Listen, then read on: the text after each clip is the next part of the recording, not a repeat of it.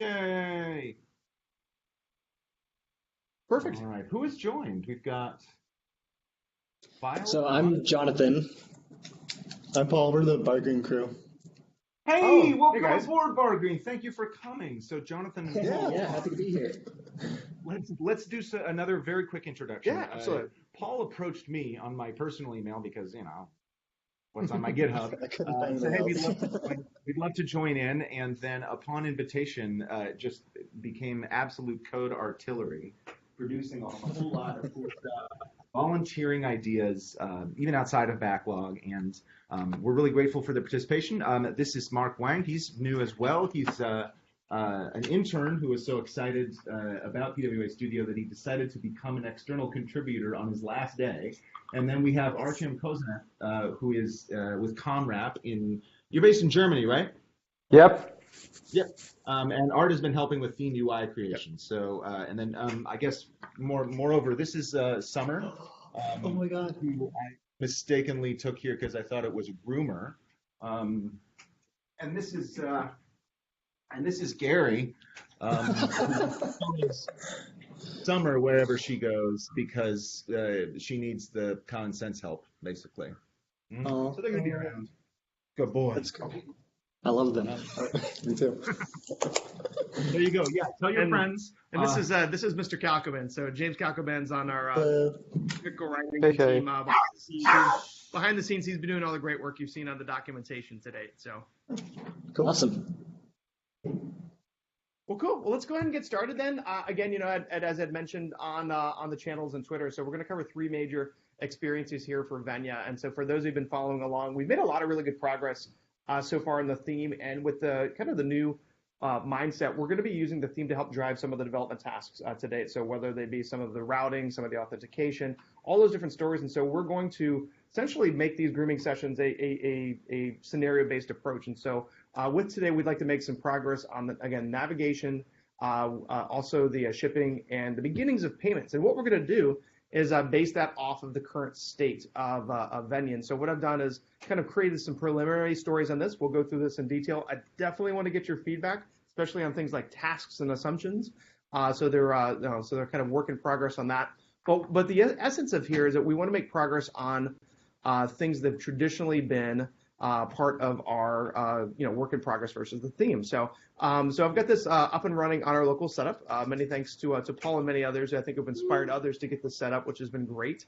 And so we're up and running this with a traditional product page. But as you can see, there's definitely work to be done. Things like wish lists and others are going to be in future phases. But as you look at these experiences and begin to add to cart, we've made a lot of assumptions along the way, right? We don't have yet the ability to change the quantity. We don't have the ability to change or even remove these from the entire cart experience. But they do create complete orders, which is fantastic. That was really the kind of the big effort in the most recent milestone. But what we want to start doing is take a look at things like navigation. So one of the things that Jimmy and others have done have created some placeholders here that just, quite honestly, just need an opportunity and someone to help drive this home based on the latest design work. As you can see, the design work we've got here in Envision is really well ahead of kind of where we want to be, and we've got some really good thinking from Salmia and team on what this might look like. So with today's today's grooming, we're going to take a look at again the beginnings of navigation, which may seem straightforward, but we want this to be data driven. And so we'll go through some examples there based on that, and see what we can do to kind of address the gap between what's designed and what's currently developed, and again taking advantage of some of the recent API work that James and many others have been doing on kind of that layer in between GraphQL and kind of the REST approach, especially recently from the checkout. So that's where we're going to start. So we're going to start off specifically here with the navigation menu. So we'll go through some assumptions and stories on that. As you can see, that is a bit different from that, and so we'll take a look at that, and then we'll then move into things like the shipping methods, which again, as you see in our existing checkout, closing this, are static, right? And so if you go into the cart, go ahead and start checkout. Again, Jimmy's done a fantastic job. Actually, this doesn't even have the recent work on the shipping work, which is great. But then the idea of getting it by a certain date with a certain shipping method. The way Magento 2 does that right now is just two fixed rates, two fixed methods. We want to pull that into to this experience programmatically. Start very simple, but again, go from something that is essentially fairly static, and again, feed the order, be able to place the order, and complete that. And so we're going to go through a story on that, and then related to that is pay with. Again, we're not going to knock out true Visa, Amex, and maybe or even PayPal necessarily for this upcoming sprints, but we think we can pull up programmatically some the beginnings of some of those static payment methods, namely checkout and money order, which have traditionally just been kind of assumptions baked into this experience, but being able to make some choices along the way, and again begin using more of that Magento 2 data and surfacing that in this mini checkout and experience. And so that's really the goal. And again, I just, for the purposes of this call, because I know we have folks join in and out of this, I wanted to kind of show where where we are and where we want to go. And then I've got some supporting materials here from Salmia, who's out today on the prototype, and of course our Luma theme, which keeps us honest in terms of the parity between kind of 2.2 and kind of where we're going with 2.3 with PWA. Awesome. Yeah. Our general rule with this is that as you proceed through this, that you can have sort of three types of new tributary or new story that you can identify. One is something that is just broken, like for instance, you can't collect your information so that you can't complete a checkout scenario in the way that we want. Yep. Another one is something that if you explore it, it seems a little bit missing, like changing quantity.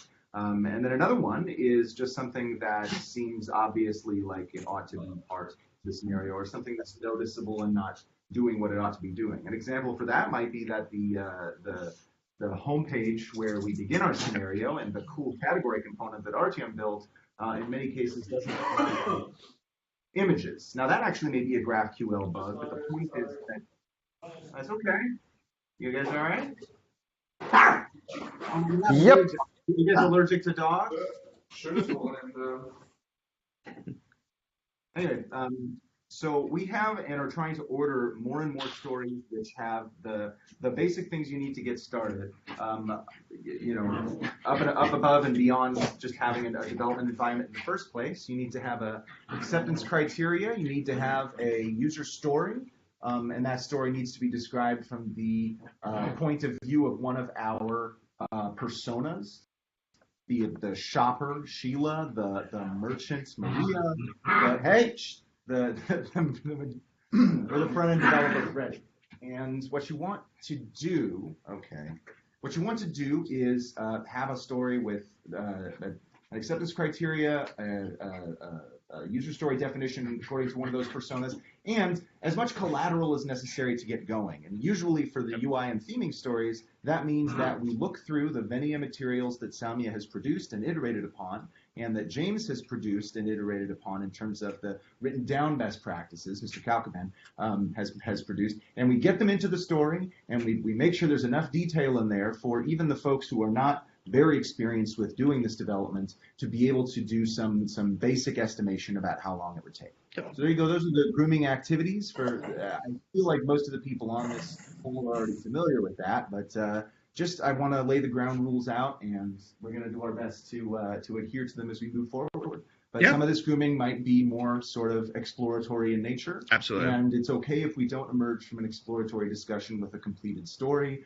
as long as we have recorded our discussion so that we can make progress in that direction. Yeah, absolutely. And I think fair game for this also is if we uncover that one of these stories is just too large, and we could, we'll know it when we see it, we'll break it up, right? And so we made some assumptions of what we're going to be presenting, but let's be completely honest. If this can't be done in a 2-week sprint, let's break it up, and that could be some of the preparation, could be some of the documentation. I think those are all fair game for what we're trying to do. Yeah, so we can turn your machine. Yep. I'll get myself onto the con. Excellent. Any questions before we get started? Yeah, that InVision documentation, could you post that in the Slack, or is it posted somewhere? Yeah, absolutely. Yeah, so we've got a community account that can access that, and so we can send that over to you guys to play around with. That'd be great. Yeah. Yep. That's excellent news, because InVision itself can be kind of difficult to access. We had some trouble with it, and our thought was that whenever you needed some additional access, that we could just give you a particular comp, but it sounds like people can just navigate it themselves, which is great. Again, it's a little bit of both, right? I think what Yeah. we're going to try to do is put more of the snapshots inside of these work items, which helps with Yeah. access and things of that nature. But for those who want to just explore around with this, we can do a quick share as, and there's a nice way to kind of work from that Sami has set up for us. So yeah, Cool. perfect. Good stuff. Any other questions before we get started? All right. So let's start off with navigation. Again, I kind of went through at a high level the types of things that we were looking to cover here. And so essentially, again, going back to where we are currently, we want an experience that goes from this, which is kind of static forms of all the categories that currently are assumed in the Venia catalog, but then to take it into something that's a little bit more more traditional in terms of menu. It doesn't necessarily have to have the thumbnails. But what it does represent is a 3-level menu and some really interesting interactions. And so for those who are really keen on some of those micro interactions, the sliding, the closing, going back to, again, one of 3 states, primary, secondary, and tertiary, represents a really interesting case to kind of take a look at. And again, bring in real data from the product and catalog from M2 to help power this versus kind of the placeholder one that we've got right now. So I'd love to talk about this a little bit more. Again, at first blush, this is fairly straightforward. A lot of the design specs are baked into the documentation, but also the prototype itself. But there are some, I expect there will be some questions on things like, the special treatment that we've got for sale and clearance, and what are some of the edge cases if somebody puts 100 different categories in this, and like those types of things, which I think are all fair game. But the purpose of this is to find that starting point. So for the purposes of this, it's about a shopper in this case wanting to browse a store from a prominent location on the storefront, again, clicking the menu of some sort, and then accessing categories and accounts so they can make a purchase. They need this from a browse standpoint to make a purpose. So I see this actually related to the story we started last week, which is the interconnection, right? We've got a lot of content from product details to category and others, but we'd love to see this interactive to going into those real categories as well. So I think there is a dependency there, but ultimately it's just about building this out. Really looking at this from the mobile and the desktop perspective. And I did my best, at least getting the ball rolling on some assumptions and some tasks here, starting off with a good working knowledge of some of the routing pieces. That alone may be a body of work, and that's okay, and as well as some of the tasks, which are basically lining up this navigation based on the funnel design, thinking about that sale and clearance scenario we talked about, and then, again, making sure, I think, maybe the first day or two, maybe lining up something that's static, but we really want to use live data in this one. Mm-hmm. And then there is a case where in the prototype itself where the account link is there. Authentication is an epic we're going to tackle a little bit further in the future, but we can put it there, and then we don't necessarily have to make it active. So just have a dummy link there as part of the basic acceptance criteria. Yep. Just in order to provide room. Yep. In the UI that you've made, so that we don't have to cram something in there later. Yep. This is mostly about building the UI and then filling it out with what data you can access. The data story involves as much GraphQL as possible, and sometimes that coverage is not complete or is buggy. So as always, we recommend that you begin by building this UI within the existing framework within Venia, creating reusable components and systems where necessary and talking about those in comments. And then when the UI is done and powered by some mock data, it doesn't matter how you do it, then you can either begin exploring, integrating the live data yourself, or consult with somebody to try and help you do that. We're still at a very early stage with the really simple single-step data access, higher order components. Paul himself has actually created an example of one. So right now there's still a lot of community kind of help and hand-holding to be done with that. So never fear when you get to that step. Just start with the UI. Yeah, absolutely. So I think with that in mind, let's talk about a couple considerations. Is this enough to get started? I think there's kind of a test right there. Are these the right assumptions? Are these the right tasks? And I think once we feel like we've got a consensus, what would be a good estimate of this? Again, using the same model we had before. So what do you guys think? Is this enough to get started? Barring that, what information are you missing that is preventing you from making some kind of estimate? Bear in mind, for those of you who are new, our estimates are basically small, medium, large, or huge. If you're familiar with doing Fibonacci estimation, we do 1, 2, 3, 5, 8, or 13 if you're nasty. That's the flag for an ungroomed story right there. That means it's an epic. So, but we do have a few of those. We're not proud of those, but we do have a few. So anyone, please volunteer what you think this story is missing in order to continue.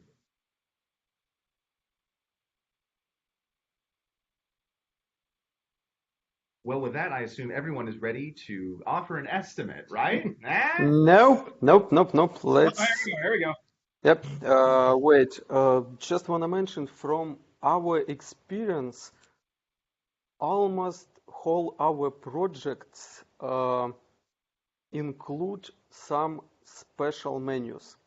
Not only categories inside the menu, also external link for some pages, blog extensions somehow, but in general, CMS pages and external link, maybe direct link for products. Not really, but for sure, CMS pages and external links. You have to keep in mind. So that would be, I would assume, covered in a navigation API. As a business user of Magento, you can choose whether your top-level navigation is just categories or whether you have a specific link to a special CMS page or whether you have an external link, right? Yep. So when this comes down from the category API, it will have enough metadata to tell you which type of link it is, we hope, and if not, that's something to identify. I know, for instance, that GraphQL right now does not supply the full navigation tree unless I am way out of touch. Am I way out of touch? Let's find out. I'm going to use graphical on my machine. And I could share, but it depends on whether I have this up and running. Just a minute. Come on. I have several instances of Magento running, and they might be on different hashes, different commits. So let's see if it's gonna produce documentation. Come on. All right. In the meantime, I would say if you want to look at the Magento code base in GitHub, you can search that code base. This is something that I like to do. If you just go on your machine, if you just want to go to github.com/Magento/Magento2. No, yeah, just the regular Magento organization /Magento2. A cool thing I like to do is in the search box.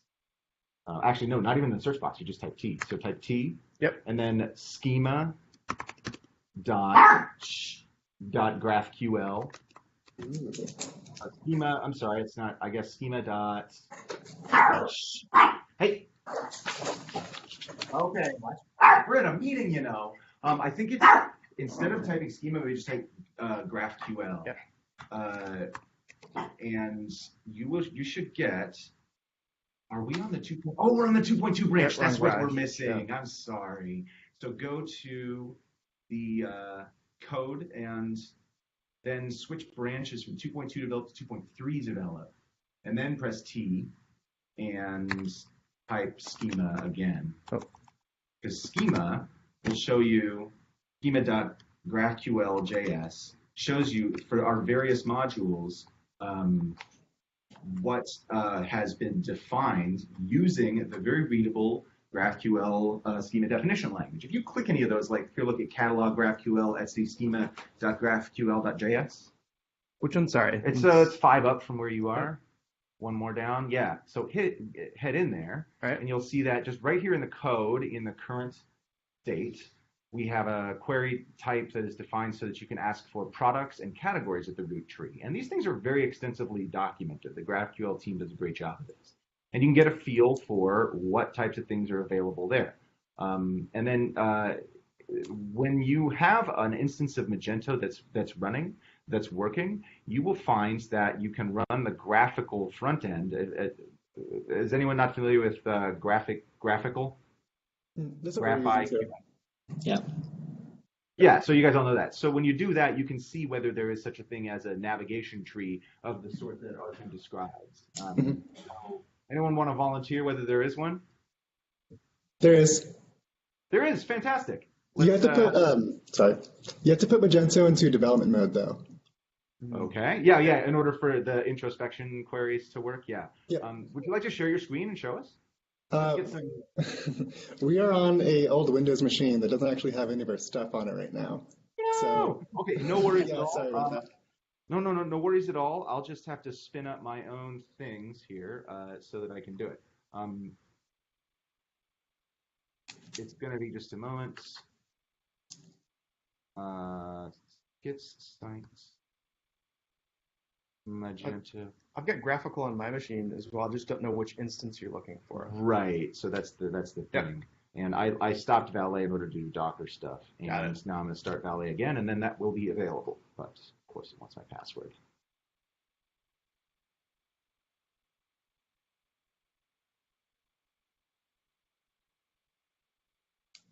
All right. While that's starting, the navigation might be something we can search for here in GitHub. So if you type T again, and then do nav, I don't know, just type nav or something. Uh-oh. Yes. All right. So I'm stuck in a state here. Hold on. All right. And then I don't remember whether this does fuzzy searching, but then type schema, just nav schema. Oh, well, it's doing some, and then GraphQL. Oh, hey, we have EAV, but we don't have navigation, so I don't know where I would find it. However, I'm still going to try and get my own working. Okay, so, all right, I think I actually have it done now. And category URL resolver, so Magento 2 E3 Venia.test GraphQL should resolve the schema. Okay, I'm going to share my screen. How about that? And share. So, can you guys see my graphical front end here? Yep. So with the introspection queries, it's able to just kind of look through what's possible. And so I look through queries and I see that down here, the things that you can look for are the URL resolver, which is something that PWA uses in the backend, category, product, store config, customer, and custom attribute metadata. And so, again, you can go through the category tree, and then that is a recursive data structure, so you can see its children, its products. And so if your navigation is all categories, then this will totally do you. But like Art says, that's not what navigation necessarily is. It's categories, products, CMS pages, and the business user can choose to reorient that. Yep. I don't see that here, but don't take me for granted. If you guys know of a maybe a branch or a technique that you're using to actually derive real navigation out of this, then I'm all ears. What do you got?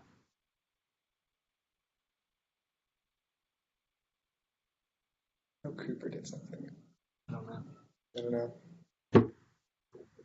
So it's possible that you might have been looking at the REST API, and the REST API totally probably does have this because the REST API exposes everything.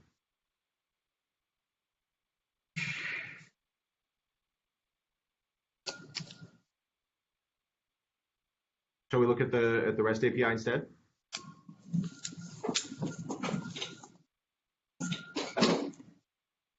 So is there navigation? I don't see it.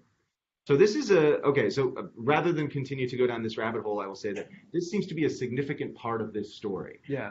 After the creation of the UI, then actually getting it to populate with all the navigation types that Art, you mentioned, might have to be a follow-up story. Yep. And so this one, Art, if you think this is okay, maybe this one can just be populated with just categories from the category tree, and Yep. then later in another iteration we will add the sort of full business control navigation API when it becomes available. How does that sound? Yep, I would say let's start from this side, no measure or REST or just with some dummy data, at least to have something there and to see how it works. Yep. I say we just use the category tree GraphQL query and then recurse through it in order to create levels of navigation. All right. All right. I'm going to stop sharing so that we can go back to you, Eric, if you want to share your update to the story. Absolutely. Yay. Sharing is caring. Sharing is caring. Quiet dog. All right. So as you guys see, I'm just kind of keeping up here. So I think that we're going to rely upon the category tree for GraphQL. Yeah. Queries are going to be needed for that. And the tasks, I think, are still fair game. Again, basically shoring up the visual there. We're just basically the criteria of this is going to be, let's see how far we can get, and based on some of the limitations of GraphQL, and I think we can actually partner with the GraphQL team to identify and or to even tag associated stories as that keeps getting fleshed out. So cool, excellent. All right, anything else on this one that would at least preclude us from an estimate? How are we feeling? We've answered the data question. All right. We know what it's supposed to look like. Any other questions?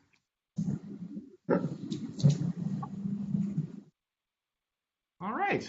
All right. So now we go to estimates. Sounds like it's estimation. Yeah. So what are we thinking? So we don't do planning poker. We just let people offer suggestions. You want to open up the estimate drop? Yeah. As soon as this. Yeah. So here's the as James had mentioned, we are Fibonacci just because. We have 21 and 40 just to mess with. 40. Well, yeah, we should. You know what? Executive decision here. Hold on, hold on. Making an executive decision. All right, we're like never. Steven Seagal. Yeah, we are never going to use those. Highest you can do is a 13. So every one of these is a day. So if you're looking at looking at a pretty full sprint, that's a 13. But generally, we're looking at 8s on fairly sizable things. Ideally, as we get going, we want to break these down into 1s and 3s, but we'll continue doing that over time. So what do we got?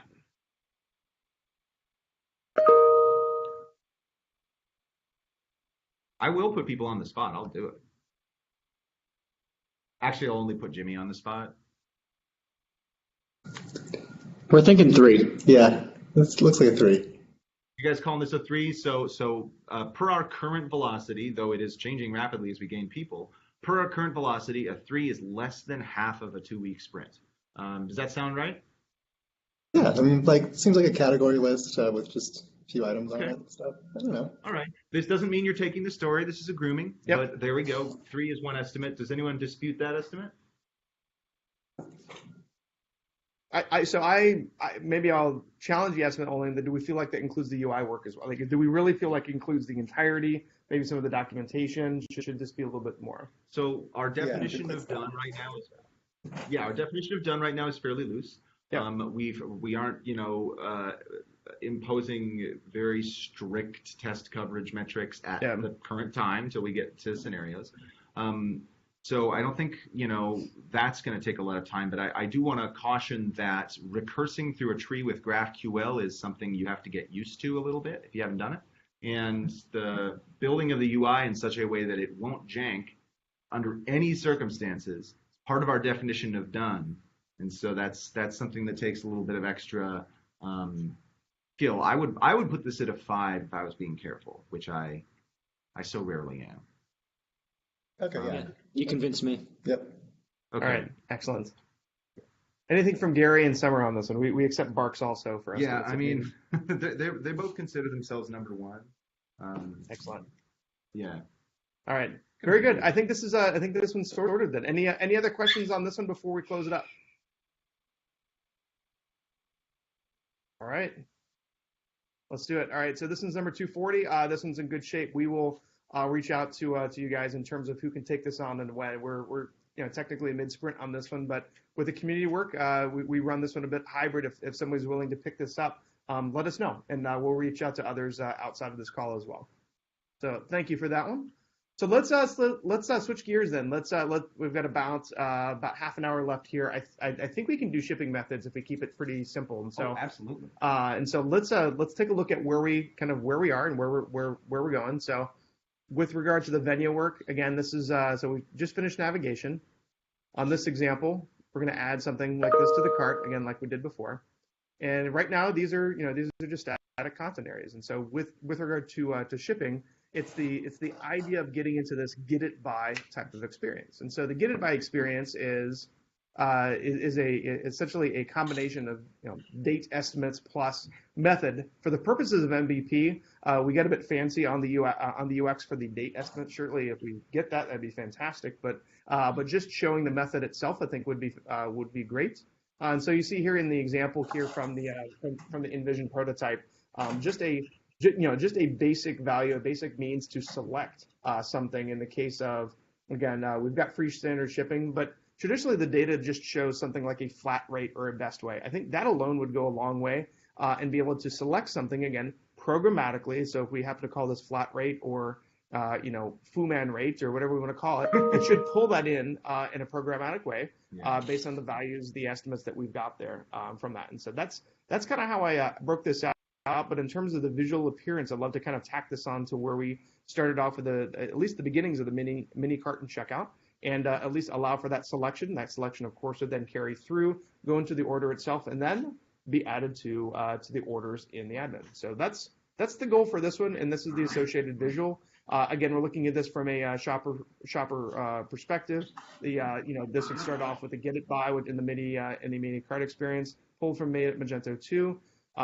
Current assumptions and tasks, and you guys keep me honest on this one. We want to use, let's not get fancy with shipping integrations and such. Let's talk about fixed methods that are not cognizant of your location or things of that nature that, of course, we want to get into, but also then update the order summary. So there's going to be a price differential in this one. Let's make sure this tests that case, and of course the associated tasks with updating of shipment and then just verifying along the way. So that's the goal for this one. So yeah. What do you guys think? Remember, it's build the UI first, plumbing the data where necessary. The person who has worked the most on this individual piece of UI that we'll be augmenting is Jimmy. And Jimmy, if you have any caveats or any concerns about the addition or the change, or you want to talk about what that might entail, this is your time. Also, if anyone else wants to weigh in, feel free. I'm going to have to take a few minutes break because I'm being asked to. I'll be quick. Excellent. All right, we'll take it from here. So let's look at this from two categories. Is this defined well enough for an estimate? So let's kind of talk through that and then talk through the assumptions and tasks there. And then I think once we reach a level of consensus on that one, let's talk through the estimate itself. So on this one, do we feel like this is enough to get started? Any questions or concerns?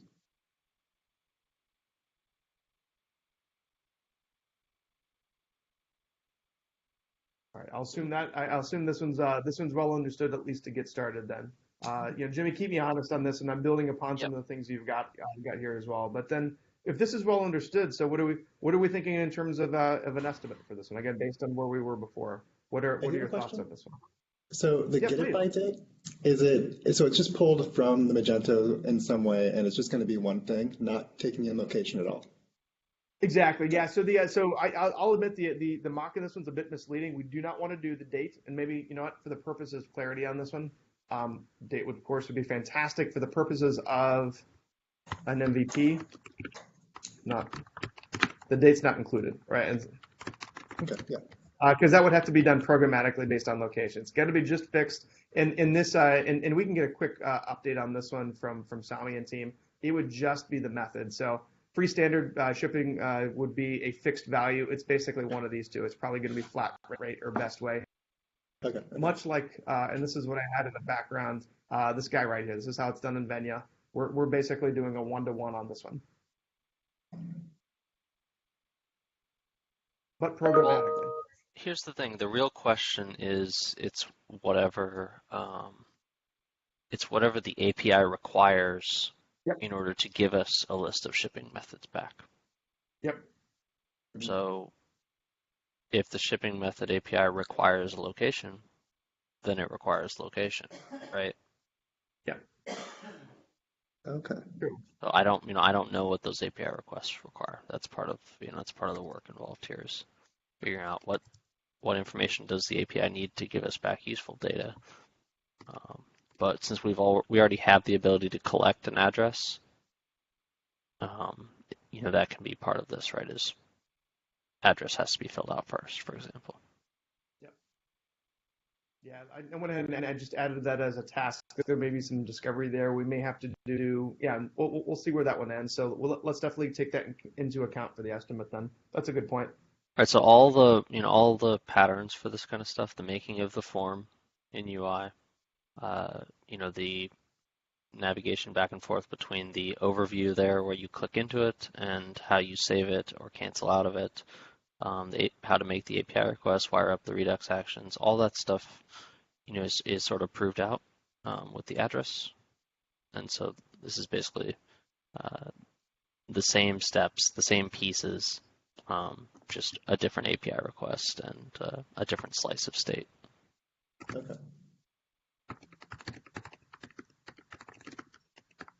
All right. I'm trying to note that in kind of Twitter form for you here, Jimmy, in terms of basically, because you're right, we want to build this off of the existing work. That wouldn't be net new on this one. Right, and that's the only reason why this story wouldn't be as large in terms of estimate as it ordinarily would. Right, it should actually be pretty straightforward because the only amount of discovery there's going to be is about that API request. Yep. Okay. Cool. Makes sense. Good discussion though. Any other questions or clarifications?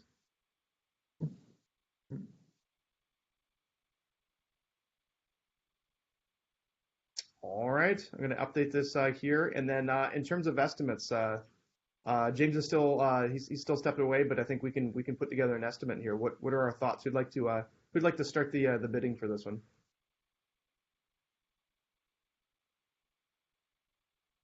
I mean, I can estimate that for you again, like we've done before. I think this is a pretty solid 5. If it's someone's first story, it might take them longer. That's what I was gonna say. Yeah, because you're pretty familiar with this. If it's community estimated, I would. Yeah. Okay. Cool. Okay. What do the rest of you guys think? Do you think that's pretty fair? So basically, a pretty solid one for a sprint. Basically, technically half a sprint, but a week's worth of work. About an 8. What do you guys think?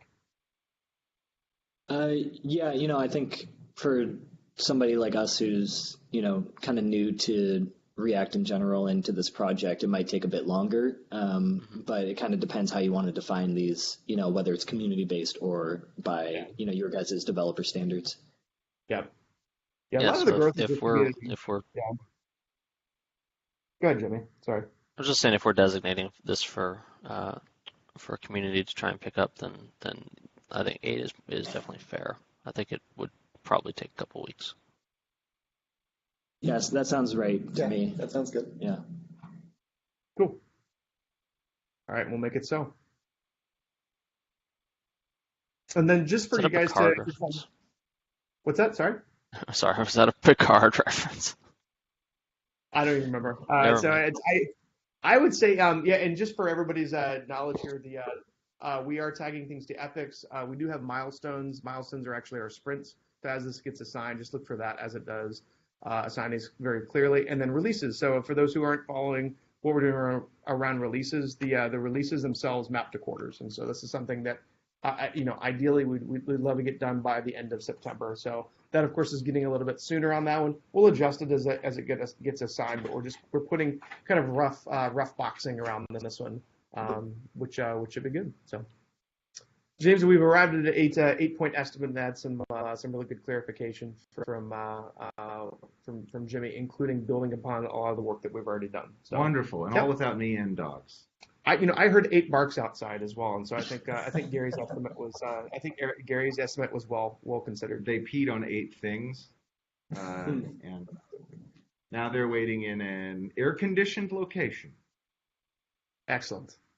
All right. Well, let's finish this grooming strong. We intended to cover three major ones here, so I feel pretty good about the basics of shipping here. So let's do our very best to think about the beginnings of payment. So payment's a tricky one, but I think if we look at this in a very static way, which again, full disclosure, we're not going to start with Visa here. We're going to be looking at something that is more akin to what's being done on the Luma reference store. you guys recall in Luma Reference Store, the only payment method is programmatically pulled as a check or a money order. This is an offline transaction. And so we've made some assumptions in the current instance of Vinya of doing so, but we want to be able to, we could, for example, the testing of this could choose from multiple static methods. Maybe it's a check or money order. Maybe it's an IOU or something like that. We can do a couple different things there to test this out so that it is programmatic versus assumed. So I don't want anybody to get too frightened when they look at this and or estimate this, because it's gonna, this is not a full payment integration by any means. So just throwing that out there. Yeah. Because on the concept here, we do show Visa because this was a kind of advanced concept here. So with that in mind, based on what we talked about before, I'm going to make that super clear here in the assumptions, and then but essentially what we want to do, very similar to shipping methods, is to be able to choose a programmatic payment method, very simple, and then be able to see that through in the checkout all the way down to the order. So, yeah. Again, there's a lot of shared concept between this and shipping methods, just in terms of UI execution, something to be aware of.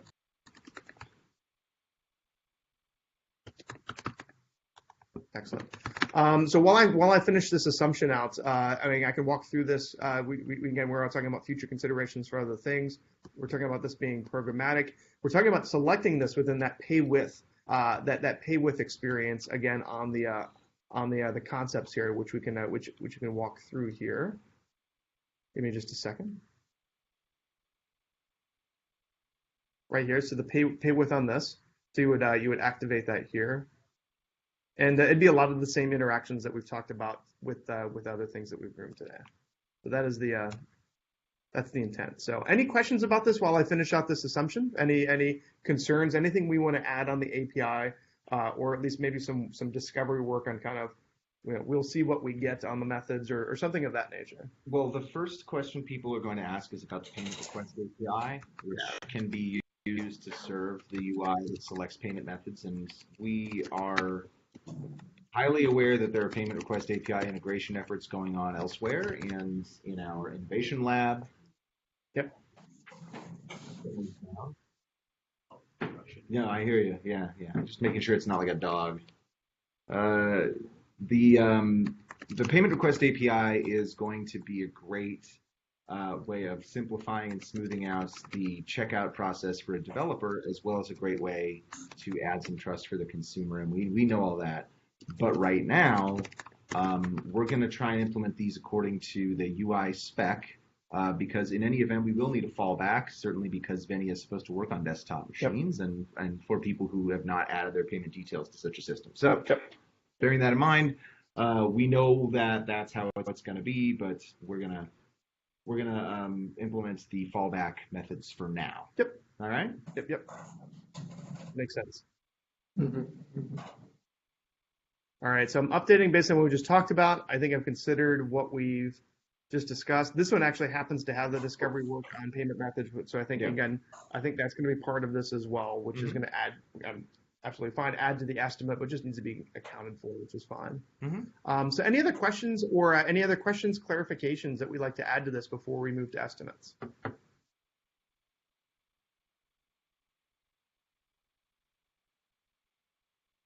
All right. Excellent. So let's estimate this then. What are we thinking? I'll listen for barks.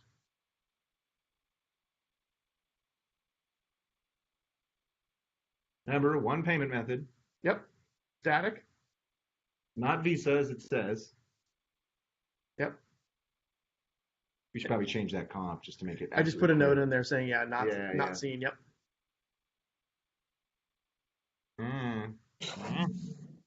I know payments is a tough one, and you can't put 40 in there. I'm taking this one out for here as well. Sorry.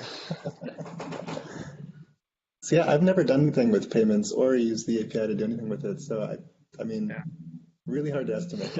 I've only worked with Stripe before, so I'm not... Well, bear in mind, this API integration is not actually the main part of the story. We do want to consider how it would operate, but in Magento, as in many shopping carts, there is a payment option that a merchant can choose to configure of cash on delivery or check to be mailed. You know, there's e-commerce stores that exist for like old people to trade haunted dolls, and they don't trust credit cards. we know this to be true. It's a fact. And so there's no Stripe, there's no Venmo, there's no Visa checkout. There's no any of these third parties that have their own kind of integration scheme that you have to worry about for this story. Just bear that in mind. Just making something that allows you to select a payment method, even if there's just one selection, and proceed. Eh? That sounds pretty simple. Yeah. When you put it that way. So, what do you think, MP3? And again, estimates do not assume that you get assigned to this as well. So that's know that. Right. I'm between a 1 and a 3. I'm not sure. Yeah. There's a number between them that is technically part of the Fibonacci series, but it's not in there. Wait, no twos? No twos? Yeah, it's a Zen thing. I'll no twos. I'll put it together. Okay. That's where you guys are coming from. Art, do you have a contribution to estimating? You mean about this ticket? Mm-hmm. I would say let's leave there 3. Done. Yeah, I'm with you. I'm always hesitant on 1s unless it's like the splash page or something like that. Even then, inherently we'll have there'll be something we discover along the way. So, good point. All right, I'm feeling 3. Is there any consideration for a 5 on this one in terms of, again, any adjustments, to documentation, some basics of testing and unanticipated discovery work, anything like that would make us feel more comfortable with this, or do we feel pretty good about this? Yeah, I feel good. Just again, knowing that it's as broad and as ambitious of a topic as payments is, that we have a very limited scope here. Yeah. And I think maybe it would help us to enhance the description of the story with that kind of caveat and boldface. Like, payments is a broad topic. This just addresses the creation of a UI workflow that allows payment to be selected. How about this? I was just thinking about that. We're going to change the title. Done. The TLDR, folks, is strictly going to be those methods. Perfect. Done. Perfect. All right, very good. So we've got that one estimated. We've got 3 total, and I think that was really the major goal for this morning, this afternoon, depending on where you're calling from. Of course, there's always more things to groom as you guys take more and more look at the work happening amongst the UX team and others. There's a lot of things that we can tackle, and I'd love to get your guys' feedback, even outside of these grooming meetings, to look at things like the splash screen and the basics of some of these key experiences. They're really just iterations on some of the existing things. I think we've got a really nice core, but as we see interest, especially for those who are anticipating assignments and such, we'd love to get some help on that one now, because we could keep going. But as you start to kind of see these between your own local setup and then what we've got designed, there's work to go around for everyone, and it's going to be dependent upon your comfortability with some of the APIs, GraphQL, UI, layout, things of that nature. But we'll use it as a basis for these moving forward, and then also a way, again, for us to identify, some of the discovery work behind the scenes along the way. So I'd love to get your feedback. So, well, I have a quick question concerning this payment methods. Yep. So both the payment methods or pay with and get it by fields, presumably we want those to have similar sort of selection UX experiences. Yep, yes. How does that work when we have 2 separate issues that may be assigned to different people? Well, there is certainly an amount of inefficiency that is natural with a community project. So don't concentrate on it too much, and consider it to be sort of like a genetic algorithm that we're launching into the world. And if you are a fit, if the thing you produced is fit, then they will kill the other thing, and make you guys fight. And no, I mean, it sucks, right? That it's not a top-down sort of design system that we have, but that I think should lend itself to doing a very simple implementation that is as far down to the basics as possible. Now, Jimmy, if our list component, for instance, is the right choice for something but it's not in use, then that's an indication that we need in the developer-facing docs to have the list component more adequately explained. Right now in our quantity selector, it's a select element. Yep. If you just go there and then, move upwards as necessary, then that's probably going to produce the least duplication. But as it is, we expect for these parallelized stories for there to be some duplication of work and creation of alternate APIs for the same thing. We think of that as a feature of the process and cause for discussion upon close of the sprint. Yep, absolutely. And I think we've got three major resources here, right? We've got the global styles work that's underway that is a nice foundation for those questions. If that's not, if that's and that's, just the beginnings, but if there's a question beyond that, then we're definitely pretty easy to find. So that's kind of the second method. Yeah. And the third is, potentially as we source these and assign these, we're hoping to align these to similar folks. Like, let's say if you're doing this, maybe the same person does this as would be doing the shipping methods. And so inherently there would be some consistency. We can't guarantee that, of course, based on availability. But one of the things we'd like to do over time is to make similar assignments, which should make these a little bit easier. We just won't know in terms of until we get some of those assignments done. Yeah. Cool. Well, I think me and Paul actually would like to grab both the pay with and get it by, since we work in the same office. That might kind of save some of that redundancy. Hey. Perfect. Yep, we'd love to do that. So let's go ahead and do that. We'll put you both on these. Fortunately, ZenHub doesn't force us to do just one per ticket, so we'll go ahead and assign those to you, right afterwards. Piece of cake. Bear in mind too, this is grooming. If you need to readjust your commitments. Yep. This is not commitment into a sprint, but feel free to grab the story and start doing research. Oh yeah, I'm sure we'll have plenty of questions. Yeah. Perfect. Gotcha. Bring them. That'd be great. So excellent. Well, that's a good note then. Anything else? Any other questions? Any other comments before we break for today? No. I think that's it. Yeah. Okay. Thanks for having us, you guys. Perfect. Hey, thanks for joining. We appreciate it. So you guys have a great rest of your day and have a fantastic weekend. Okay. Thanks, guys. Thanks. You too. Take care. Sounds good. Bye. Ciao. Bye.